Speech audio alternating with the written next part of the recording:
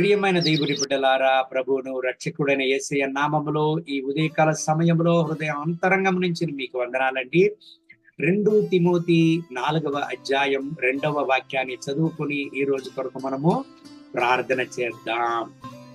వాక్యమును ప్రకటించుము, సమయమందును అసమయమందును ప్రయాసపడుము, సంపూర్ణమైన దీర్ఘ శాంతముతో ఉపదేశించుచు, ఖండించుచు, గద్దించుము, బుద్ధి చెప్పుము. దేవుని బిడ్డలారా, అపోస్తలుడైన పౌలు సేవా మార్గములో తిమోతిని నడిపేటప్పుడు ఆయన చెప్తున్నాడు చూడండి, అన్ని సమయములలోనూ దేవుని వాక్యాన్ని ప్రసంగించుము అని చెప్తున్నాడు. అంత మాత్రం కాదు, ఖండించుము, దేవుని వాగ్దానముతో దేవుని వాక్యముతో ఖండించుము అని ఆయన తిమోతికి చెప్తున్నాడు. దేవుని బిడ్డలారా, ఈనాటికి దేవుని వాక్యము మనల్ని ఖండించేటప్పుడు మనం ఇష్టపడడం లేదు. ఎందుకంటే దేవుని వాక్యము మనల్ని ఖండించేటప్పుడు మనల్ని ఆ యొక్క కఠినమైన దేవుని వాక్యాల నుంచి మనము తొలగించుకోవడానికి మనం ప్రయత్నిస్తాం. అది చాలా పెద్ద తప్పండి.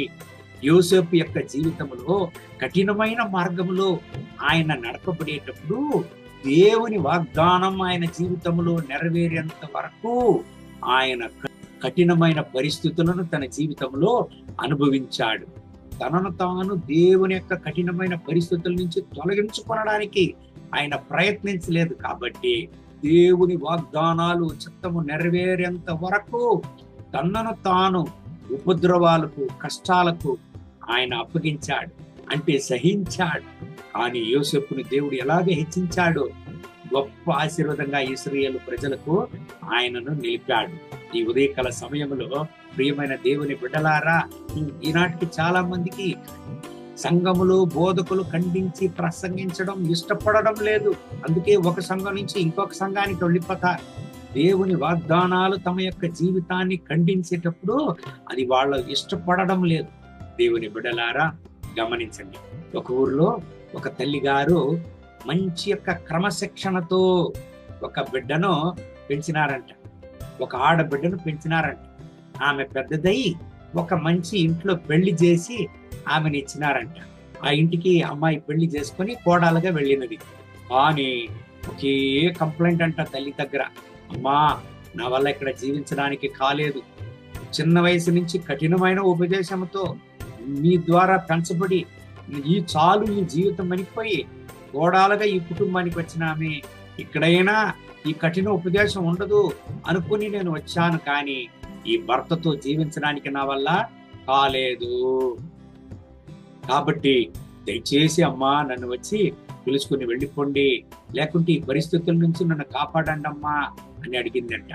అందుకు తల్లిగారు ఒక విషయాన్ని చెప్పినారంట, అమ్మా అయితే ఒక పని చేద్దాం, నేను ఒక విషయాన్ని నీకు చెప్తాను, 30 రోజులు నేను చెప్పేటువంటి విషయాన్ని నువ్వు పాటించు. 31వ రోజు విషమిచ్చి నీ భర్తను చంపేద్దాం. అప్పుడు నువ్వు ఫ్రీడమ్ గా అయిపోతావు. అప్పుడు నీ జీవితంలో గొప్ప ఫ్రీడమ్ నీకు దొరికిపోతుంది. కాబట్టి 1వ రోజు నుంచి నువ్వు ఒక విషయాన్ని ప్రారంభి. ఏమంటే నీ భర్తతో ప్రేమగా నుండు, ఎల్లప్పుడూ చాలా చక్కగా అందంగా నీ భర్త ముందు ఉండు, నీ భర్తను బాగా చూసుకో, ఆయన మనసుకు కష్టం లేకుండా నిన్ను నువ్వు నడుపుకో. అంటే 31 రోజు నువ్వు విషయాన్ని ఇచ్చేటప్పుడు ఆయన నమ్మి నువ్వు ఏమిచ్చినా తినేయాల, అలాగా నువ్వు ఏం చేయాల, నిన్ను నువ్వు మార్చుకో అని చెప్పిందంట తల్లిగారు. వెంటనే ఆడబిడ్డ అలాగనే తను తాను మార్చుకునిందంట. భర్తకు ఇష్టమైన రీతిలో నడుచుకొని భర్త ముందు ఎల్లప్పుడూ అందంగా ఉండి, అంత మాత్రం కాదు భర్తను బాగా చూసుకొని తన యొక్క యాటిట్యూడ్ని మార్చుకునిందంట. దేవుని బిడ్డలారా, 5 రోజులైంది, 10 రోజులైంది, 15 రోజులైంది. భార్య యొక్క జీవితంలో గొప్ప మార్పు కలిగినది నిమిత్తం భర్తకు చాలా సంతోషం అయిపోయిందంట. భర్తలో ఒక గొప్ప మార్పు, అయ్యో నా జీవితంలో ఇటువంటి భార్య దొరకడం నాకు ఎంత ఆశీర్వాదమని చాలా సంతోషంతో భార్యను చూసుకున్నాడంట. దేవుని బిడ్డలారా, 20 రోజులైంది, 25 రోజులైనది.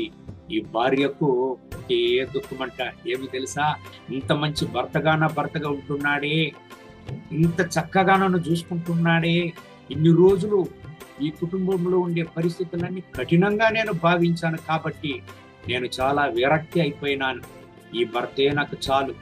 31వ రోజు నా తల్లి గారు విషం తీసుకుని రాకూడదు, నా భర్తను చంపడానికి రాకూడదు, అయ్యో ఈ భర్తే నాకు చాలు అని ప్రార్థన చేస్తా ఉందంట.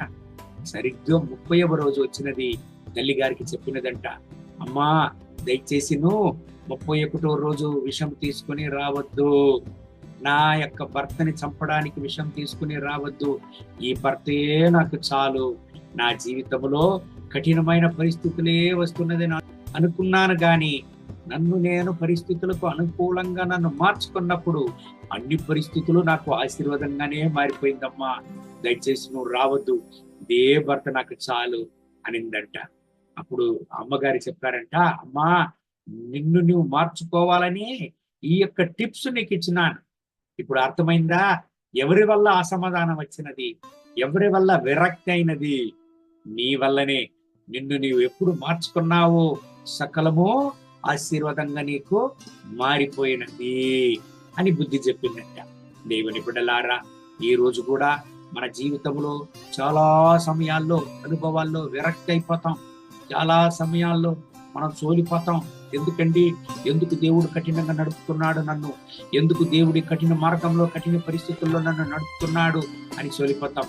లేదండి, దేవుడు అనుమతించే ప్రతి ఒక్క పరిస్థితులకు అనుగుణంగా మన యొక్క జీవితాన్ని మార్చుకొని మనం గడిచి వెళ్ళేటప్పుడు అన్ని సమయాలు మనకు ఆశీర్వాదంగానే ఉంటుంది. యోసేపు యొక్క జీవితమే దానికి యొక్క గొప్ప ఉదాహరణ. కళ్ళు మూసి ప్రార్థన చేద్దామండి.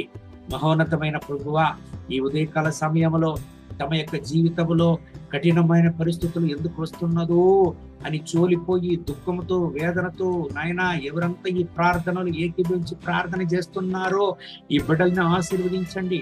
వీళ్ళ కఠినమైన పరిస్థితులను ఆశీర్వాదంగా మార్చండి. వీళ్ళ జీవితంలో గొప్ప కార్యాన్ని చేయండి నాయన.